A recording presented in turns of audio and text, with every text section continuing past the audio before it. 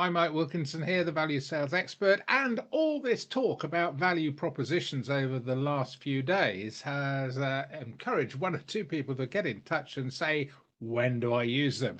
And that's a really interesting question. Logically, you kind of think of using a value proposition at the end of the sales conversation when you've done your value demonstration and you are effectively summing up for the customer the reason why they should choose you.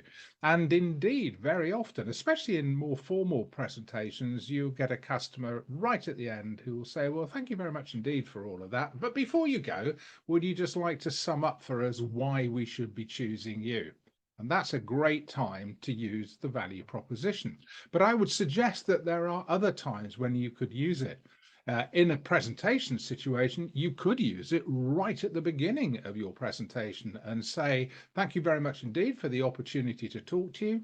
What I'm going to do in the course of the next 15, 20 minutes, however long it is to, and then give them the value proposition. Explain why you should choose us because BP.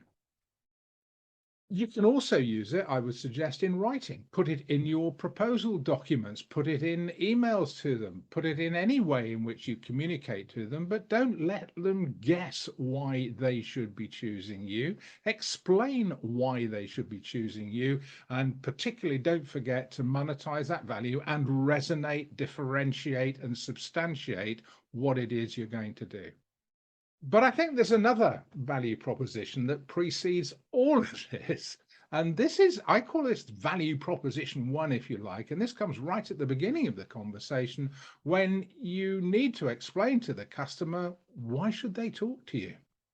The final value proposition is about why they should choose you, but they're never going to choose you if they never choose to talk to you in the first place. So that really for me is the first value proposition. You need to have a really good reason and a rationale as to why the customer should start to have a conversation with you.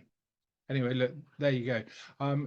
Lots to talk about in terms of value propositions. They are very important. They are the thing that brings all the threads together and makes it easier for your customer to make that ultimate decision in your favor. If you want any help and support, if you want to talk about it, if you want to talk about the challenges your business is facing when it comes to value right now, then please get in touch. I'll be delighted to talk to you.